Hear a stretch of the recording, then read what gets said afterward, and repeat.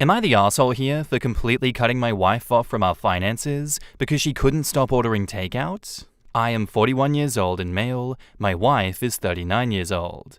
My wife doesn't work due to a minor disability. It's not as if she can't work, but she complains of discomfort and exhaustion all the time. The discussion over her working basically ended 5 years ago, and I've completely given up on the prospect of her ever having a job again. Seeing as she doesn't even come close to qualifying for disability and brings in no income, we currently live entirely off my salary. I don't mind financially supporting her, but my wife's spending habits have gradually become more and more reckless. It began with her ordering takeout twice a week, and then escalated into 3 times a week, and now she's ordering takeout nearly every day. This is all despite our fridge being stocked constantly. I do the shopping, and I make sure to even keep our freezers full of things that she would only have to microwave. Last month was a particularly heavy one for me. She spent $1,176 on delivery apps alone. We can't afford this. There were several days that she ordered twice. I may have reacted harshly, but on Friday, I pulled money out of our savings, completely paid off the card, and then cancelled it. I then removed all the money from our joint account and funneled it into my own account. Apparently, my wife learned this when she tried to order takeout. She tried to call the company, who explained the card had been cancelled. She texted me asking what had happened, and I responded that she was cut off. Well, when I walked in the door that evening, my wife was lying on the floor dramatically saying that she had low blood sugar. I told her she could eat any of the food we have in our fridge or freezer, and I also noticed that she took the garbage out, probably for the first time in a decade. I'm surprised she even knew where the outdoor bin was. I can only assume that she was disposing of the evidence of what she ate, as she was pretending to have not eaten. But I honestly don't care enough to dig through the garbage to find it. She was furious at me all weekend. Was what I did over the top? Look, OP, I'ma be real. Just divorce her. You can talk this one out all you want. You can come together and fix this solution, and she can get back to work and making money, and all will be hunky-dory. I just don't see it happening. Just doesn't sound realistic. If you've already had to completely take control of finances, I can see her now crying to her family and your family about you financially abusing her. I'd just cut my losses and run. I know that's easier said than done. I know you've been married for a long time. There's a lot of, emotional investment there. But this wouldn't be the first time a marriage that has gone on this long was ended because of finances and one partner not putting in the same effort that the other partner wants from them. Not the asshole OP. Emo Bassist says, not the asshole. $1,176 on takeout? That's half a month's wages for me. No, this needs to stop, and the manipulation with the blood sugar thing is beyond overdramatic, and the fact she then took garbage after years of not doing it proves that she knows what she is doing. Busy Persimmon says, I'm wondering if it'll save money long-term to divorce her.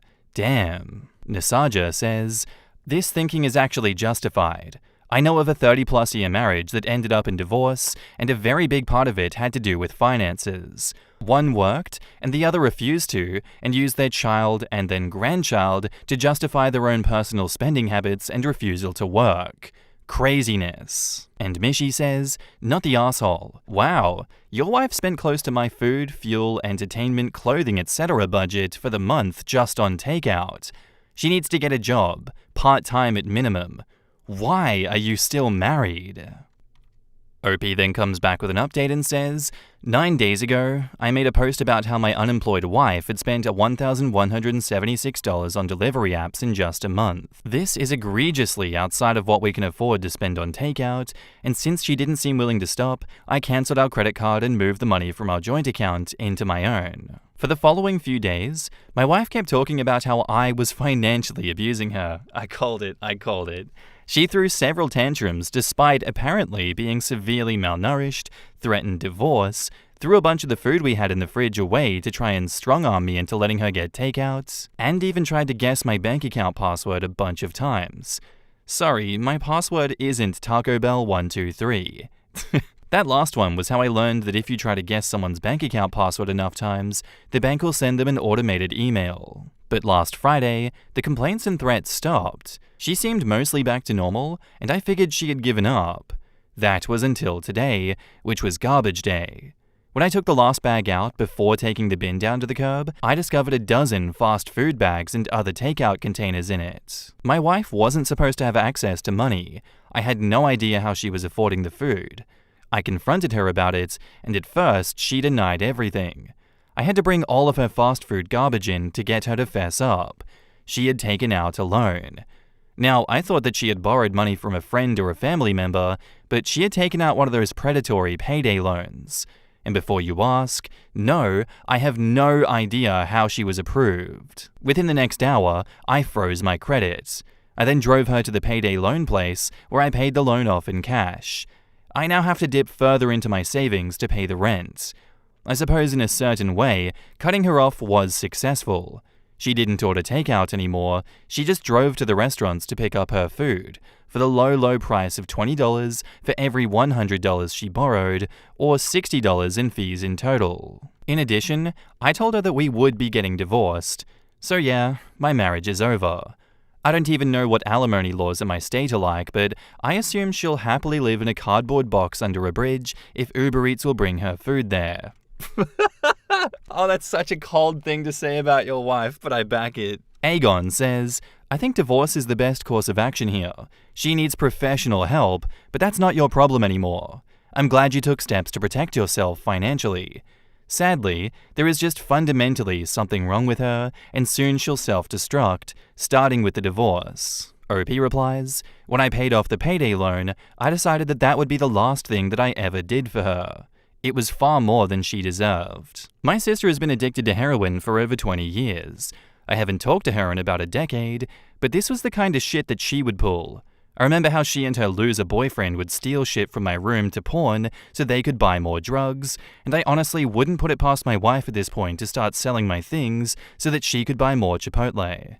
I'm sorry. I'm just so furious, because as I worked every day, my wife sat around ordering takeout and living like a queen, and when the almost literal gravy train stopped, she decided to imperil our financial future for more food. And my god, she has gotten so fat. She's basically waddling around like a penguin now. But what really pisses me off is that after taking out that payday loan, instead of putting it into a new account to order takeout, she went to the restaurant drive-thrus. It was almost as if she wanted to stretch it to last for as long as possible, which wasn't an issue when it was money that I earned. She knew that the payday loan was probably a one-time Hail Mary, so she actually, in her own twisted little way, tried to exercise financial responsibility. People in the last post yelled at me for not communicating. We had fought about this dozens of times. Every time the credit card bill rolled in, I would tell her that she needed to stop, that we were losing everything because of her habit. I told her again and again and again, but she didn't give a shit. She needed more of that garbage. I honestly don't give a damn. If she's depressed, I don't care. If she's agoraphobic, which I doubt, I don't care. She's never even shown the slightest bit of remorse. Eventually, even my sister, with her heroin-addled brain, apologized for stealing my GameCube. My wife couldn't even do that. She's a lazy piece of shit faking a disability, and people were blaming me as if that absolved her of all wrongdoing. If it makes me an asshole, then fine. I'm not screwing up the rest of my life because some dim-witted sloth with a disability can only muster up the energy to get off her ass when it involves food that she bought with money that someone else earned. A La Luna says, I'm sorry to read this update, OP. Given that she risked tanking her credit for something as dumb as a payday loan, it seems this might be about more than just takeout and could indicate a deeper, emotional problem for her. I hope that she addresses it before her life unravels and that you find some peace after the separation. OP replies, I honestly don't even care about her anymore. I'm actually kind of happy about the payday loan. You see, I read through every comment in the last post. All of them, and I tried to understand her feelings. People kept telling me that she had mental health issues or that she needed therapy. I did my best to understand, and I was actually going to start giving her $300 of prepaid credit card spending money every month, as was suggested. Could we typically afford $300 a month on her takeouts? Not really, no. But it would have been something for her to look forward to. Now, all I can think is that with her issues, she was allowed to be as self-centered as she wanted. But when was it going to be my turn to have something for myself? My work boots have a giant hole in them that I've duct taped closed twice. And that $1,176 would have bought me the best work boots out there. So I had people wagging a finger at me in the last post. You're an asshole for how you treat her for her disability. Screw her disability, screw her, and screw the people who said this was somehow all my fault. But I'm sure the same people will show up with some delusional fantasy about her having a wonderful post-breakup glow-up or something. Oh shit, tell me how you really feel, OP. I loved that. You were spitting venom, but you were spitting truth. Glad to hear that leech disguised as your wife is now out of your life, and that you are moving on to greener pastures. But what about you guys? What do you think? Was OP too harsh here? Let me know down in the comments below. And let's move on to our next story. Okay, so this one's by user Cohen26, titled, My girlfriend's, female 27, boss, male 34, has made some comments about me, male 25, that made me feel disrespected, especially her response. How should I approach this? I'm a PhD student who has been dating an executive assistant for 5 months. It's going well. We have a lot of fun, we are both crazy busy, so frequently our dates out are Chinese food and Redbox movies. But it's all good. She goes to a lot of events with her boss, business dinners and charities, and basically anything where he's too lazy to bring a notepad and makes her give her finite free time to accompany him. I get invited to some, partially due to my desire to actually see my girlfriend, and, due to school and work, went to the first last weekend, a dinner at his house. A casual business mixer type deal. I was underdressed. My definition of business casual was navy slacks and a button-up. By the time I showed up, a little late admittedly, it was too late to stop by my place and fix this. Oh well, I'm confident, I don't care, but she seems to, and is slightly irritated. We get there and I meet her boss, who's kind of smug and a bit of an ass, but seems nice enough.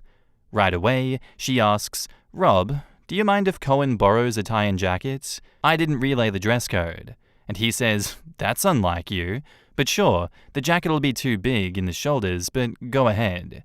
She leads me up to the guy's bedroom and goes right into his closet and grabs some stuff. That night, everyone basically ignored me, but she didn't seem to notice. She was too busy backing up everything this guy said and mingling with co-workers. She apologized later, said that she can get a bit obsessive about work.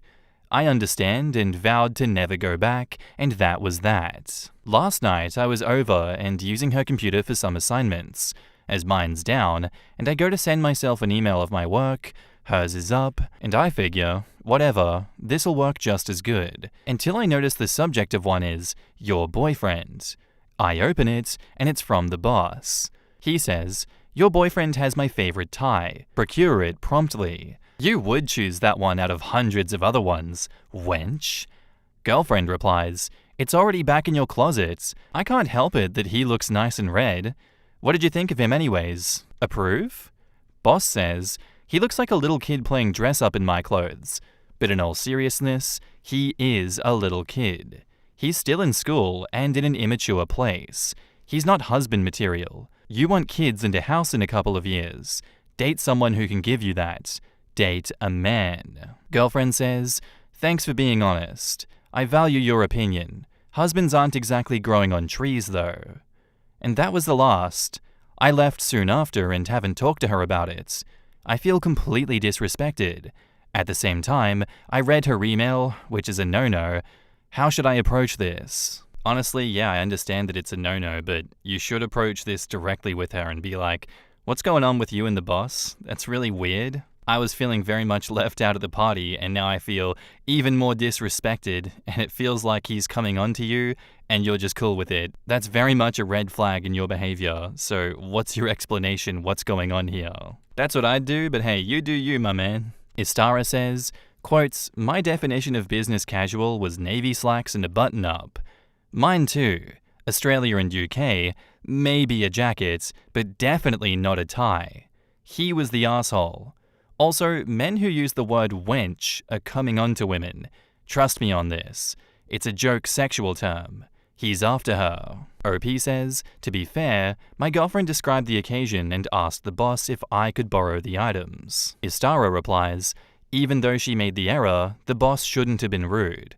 Quote, "But sure, the jacket will be too big in the shoulders," is a clear alpha male one-upmanship tactic, implying that you are smaller and weaker than he is. Her response to him doesn't reflect well on her though, particularly as she asked for his approval, so it's not like she was trying to jokingly brush off his unsolicited criticism. Do you want a house and kids in a couple of years?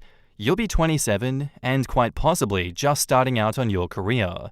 She'll be nearly 30 and very possibly much more ready. I think you need to have a clear talk about your respective expectations. You've only been dating for 5 months, and she may indeed be husband hunting. OP replies, "Oh, that was obvious. I'm a small guy, 5'7" to his 6'2", about 2 edges less broad in the shoulders. I guess alpha rules don't work on me because I don't play the game. I'm a short, funny Jewish academic, and I work it. I can't see where I'll be in a few years. It depends on job offers. Hopefully I'll even get there. Academia, especially in the liberal arts, is highly oversaturated. If it goes well, then maybe." And so Opie comes back with an update and says, "I followed the advice, or some of the advice, and told her how I stumbled across it and all that jazz. She was upset that I read her work emails, but understood why I wasn't happy with what I saw. She explained that her boss is more than a boss. He's also a friend, and collectively, they've been through a lot together. That in the 3 years they've worked together, they've each lost a parent. Her father was estranged from her family, and none of her siblings would go with her to the funeral, but he volunteered and helped her handle it, and have climbed the corporate ladder together." That's not looking good. She explained that it was private, the same as me asking my friend on Facebook what they thought of her and her reading it. So I'm a little uncomfortable with it and their closeness in general. I also told her that it irritated me that she didn't specify what business casual meant in her world. She said that a button-up would have been fine, but I wore a plaid one. A nice plaid button-up, not lumberjack. And that was too casual. She told me that she was mad at me for being late, that it's important to Rob that when he hosts that she is early, and on time is late, and late is very late. We didn't deal with the big issues, babies and marriage, because it's just too damn soon, and went on our way being happy this week. Until last night, at around 2 a.m, boss calls and says he's sick, she needs to check up on him, blah blah. "Oh man, my penis is feeling sick right now. I'm gonna need you to leave your boyfriend and come check up on it." She's about to leave, and I express my discomfort, and she reluctantly invites me. Tells me to keep clear of him and just wait, it shouldn't be long, and she'll use my presence to avoid staying long. We get there and he's in the front room, can't avoid him seeing me.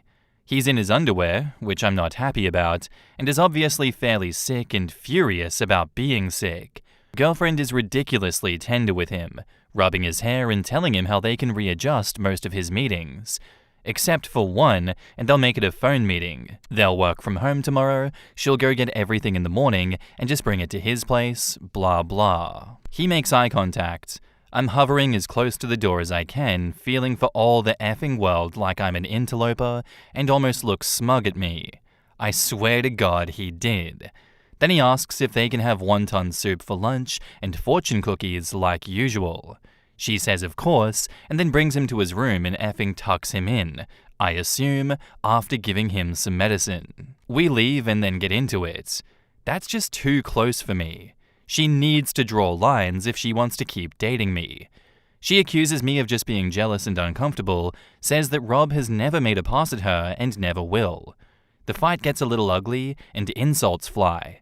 I say she all but gets paid to suck his dick, and she says that the only difference between me and a college freshman is that I can buy beer. And it's over. This all occurs in his driveway. She gets out, says she'll just stay here, and if he wasn't too sick to get it up, I imagine they probably would have had sex. Takeout says, "Holy shit, she's gone crazy town. You should stay super far away from that. I know it's hard, but I have a feeling you're gonna get over this one quick and laugh it off in a couple of months. Also, they climbed the corporate ladder together. She's a glorified secretary. She's climbing something, but it's no corporate ladder." OP replies, "I mean, when he gets promoted, her pay grade does go up, and he chose to have her come up with him instead of opting for someone with more experience or whatever. I hope you're right. I was pretty pissed and all righteously angry, but now that that's fading, I'm kind of bummed out. She was a good person. She was funny and smart and sexy as hell, and we spent 5 months together. I don't want to miss her. The difference between you and a college freshman is that a college freshman would have tackled him to the ground and pummeled his face in when he answered the door in his underwear. OP replies, I didn't realize he was just in underwear at first, and by then I could tell he was very sick, couldn't keep down water, etc., and less inclined to be aggressive. She has a key, and he was on the couch using a throw blanket thing. And OP comes back with another update and says, well, I've been drowning my sorrows in Newcastles and biographies when I got a text from my ex-girlfriend. I obviously hoped that she was begging for forgiveness and pleading me to come back to her, both because I missed her and I wanted to turn her down. I'm a complicated fool of a man. She was not. She says, I wanted to let you know that I'm sorry for what I said. Once you compared my entire career to that of a prostitute, I lost my temper and said a lot of things I regret. I hate to end on a bad note because we were both hurt and lashed out. I also wanted to let you know that you're right about Rob, just because I would want to know if I were you, and you deserve to know that you weren't crazy. I didn't think he felt the same way, and I resigned myself to trying to love someone else. I didn't do a good job. How could I when he was constantly there? But then it turns out he's felt the same way all along. He just didn't think he could cross the line. It had to be me, because Rob felt as my superior, there was no appropriate way to confess his love. 2 years of us being stupid and stubborn, but we are finally together. We are hashing through it with HR now, and they're not giving us any problems. I'm sorry that we put you in the middle of our personal games. I wish you all the best. So, she's gonna go live happily ever after, she never loved me, and I wasted 5 months. I'm gonna go be a monk now, Reddit. Gotta go find God. Edit. I don't want to do an update because there's no reason to do one, but I would like to just say that I don't begrudge her happiness or want her to catch on fire or anything like that. I'm a little bummed out that it ended this way, because despite this, she was a fun girlfriend, we did a lot of fun stuff together, and she even Reddited, so we had a lot to talk about. And she's extremely smart. Honestly, she does a lot of her boss's work and gives great throwback. If it weren't for her messed up family, she would have gone on to be an executive, not an assistant. But I'm not getting drunk or wasting away. I'm just having a few cold ones and playing video games because I'm an introvert, and this is how I cheer myself up. Anyways, the point is that I'm not a hero and she isn't the villain. We never said we loved each other or anything. I saw it maybe going in that direction, unless I end up teaching in Nebraska or something. I said a shitty thing to her, and it all unwinded from there. And I did start the shit in that conversation. Now that it's done, I realize that. I'm a little disappointed and a little bit bitter, but I don't hate her or want her to lose her job or get crabs. I just kind of want everyone to be happy and maybe get laid this weekend. Not that we'll be friends, I just don't have time to hate her. Thanks for all the advice. Salty Fresh says, I don't know the whole story, but giving all those details is so very unnecessary. What a bitch move.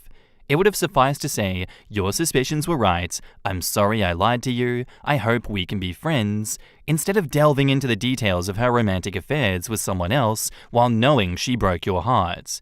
You shouldn't have compared her to a prostitute. OP replies, yeah, looking back, that's why we broke up that night. Not that we should have stayed together, because obviously it wasn't going to work out, but when you start a conversation with, can't you see he basically pays you to suck his dick? Most people aren't willing to be constructive. And that's when she said shitty things, and I said shitty things, and she decided she would rather not drive home with me and decided to stay there. And they talked and decided that they were in love, or whatever the kids call it. So, it was a pretty spiraled, effed up night, and I was still angry when I wrote the last update, which might be a tad biased. Look, yeah, fair, it's a tad biased, but you were screwed over, OP. I don't blame you. I'd be just as hurt if I were in your situation, and I don't blame you for the way that you reacted, because there was nothing you could do. The relationship was never real. This was just a beard. You were just a beard for her whatever was going on there. I hope you find the one for you and decide to have babies in a house if that's what you want in your future. Because, as sad as it is to go through a breakup like that, you are worth more. She's a piece of shit for what she put you through, and then what she said back to you, knowing that it was the truth, knowing that she put you through this. I honestly think that she should have just kept her mouth shut and left. In my mind, she shouldn't have even been allowed to say anything to you because all of this was based on a lie that she was aware of the entire time. Let's hope that her boss/partner cheats on her and she gets the comeuppance that she deserves. Amen. But what do you guys think? Am I being too harsh on this one? Let me know in the comments down below. And let's go to our next story. So this one was posted by a throwaway account and is titled, "How can I, 19 female, talk to him, 20 male, about our sex life?" So we've been together for a year and moved in 2 months ago. At the start of our relationship, we had sex around 3 times a week. More than I liked, as I have a lower libido, but I didn't really mind. In the past 2.5 months, his libido has dramatically dropped, and we've only had sex a handful of times. At first I thought it was a problem with me. I was constantly trying to initiate and being rejected, and it hurt a lot. Eventually, I stewed in my negative feelings for long enough to talk to him about it, and although he was resistant at first, he's bad with opening up, he reassured me over and over that it had nothing to do with me and that he was just stressed. I should mention he changed jobs when we moved in, to a much higher pressure position. He's doing wonderfully, but doesn't believe he is. I told him that it wasn't necessarily sex that I missed, although it would be nice, but more that I was missing the intimacy that sex provides. He didn't like my suggestions for alternative ways to provide that, like masturbating besides each other, making out, etc., but agreed to try if I scheduled sex a few days ahead. Of course, this made me think that he may be depressed, as I've been there before and I know lower libido is a symptom. The first time I scheduled sex, and I hate that, really. I took some for the team in the past, but he can't now? It worked. However, it's now been 1 month since we were last intimate, despite my attempts to schedule multiple times. We had another discussion about a week ago, which quickly derailed away from sex when I gently asked him if he might be depressed. He agreed, so I no longer feel like a personal rejection whenever we don't have sex. I understand this has nothing to do with me, so I'm really not sure what to do at this point. I understand he's experiencing difficulty at the moment, and I told him that he should go to talk to someone, but he isn't the only person in this relationship. Am I entitled to him throwing me a bone every now and then? It's my sex life too, and he isn't very open to talking about it. I generally have to pull teeth to get him to productively discuss it, rather than just, "I don't want to talk about this," or "I'm just stressed with the new job." So how can I get him to talk about this? What can I say to help him? This morning before he left for work, I told him, on either Monday, Tuesday, or Thursday, could we have sex? And he was irritated by the question. It's been over a month, and I'm trying to be understanding, but come on. In response, he said, "I just wish this was over." And to be honest, I'm not sure if he meant his own lack of sex drive, or me badgering him about it. I use that term very lightly. We've only talked about it twice in the 2.5 months that it's been happening. I should mention that the rest of our relationship is fine. He is very loving and affectionate. If it weren't for this one thing, I would have no worries. I'm just going to go to the obvious immediate answer. It sounds like he's getting it somewhere else. He's getting his cake and eating it too. I feel like the affection he's giving you is just, a show, an act. Him just saying, "I wish this was over already." He's shown you who he is. You need to believe him. How do you just see that and be like, he must be talking about the depression that he has? You said sex. He's like, I don't want to do sex again. I wish this was over. He's talking about the relationship. Please. I beg you, leave this man. A deleted user says, "Is he in therapy? The best thing you could do for him is to help him find a therapist who can get him what he needs. Whether that's an ear to listen to or medication to help treat his condition. Beyond that, patience.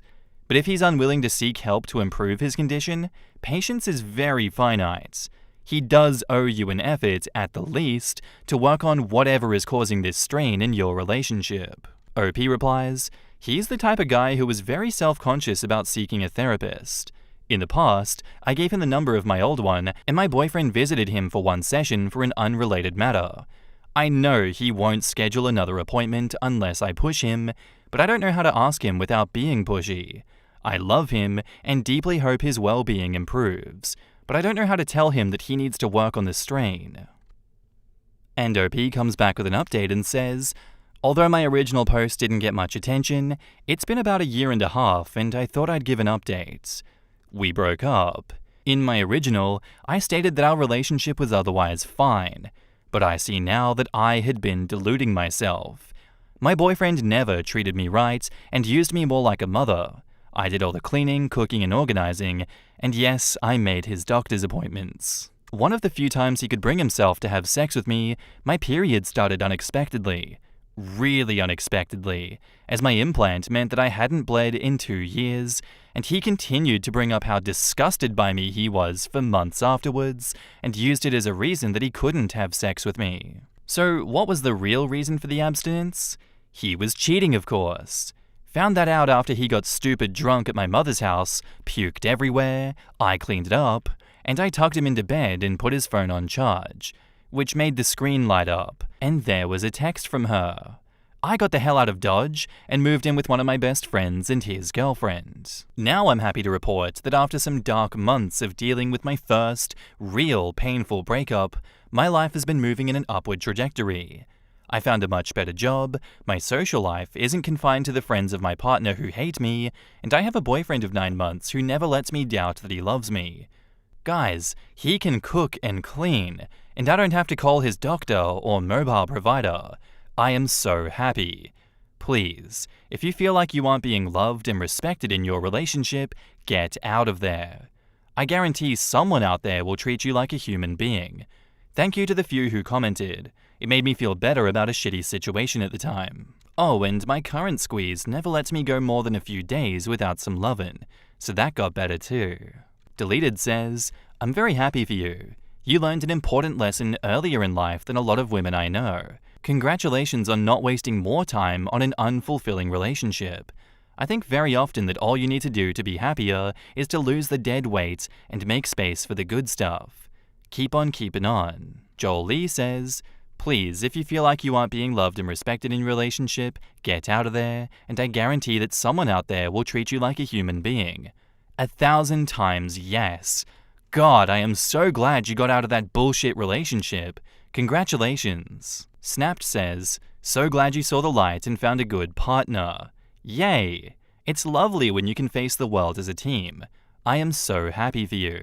And OP replies, you were so right. My ex would shut me out and say he didn't want to talk, but my new partner never shies away from communicating with me. It's so good to have someone who is not only on your side, but the relationship side too. Thank you. And thank you for kicking his ass to the curb instantly, OP. We see too many people on here that just keep him around like a bad smell and are like, actually, we can fix this, we can make it work. And then they just be a doormat and let it keep happening to them over and over again. That shit is really nauseating, but it's really entertaining for me to keep reading, so, I'm not gonna say no. Just glad that you got out of there. Anyway, let me know what you guys thought of this one down in the comments below. I think it was pretty sweet, personally. And that's where I'm gonna end the episode today, guys. Thanks for watching, and I'll see you in the next one. Bye.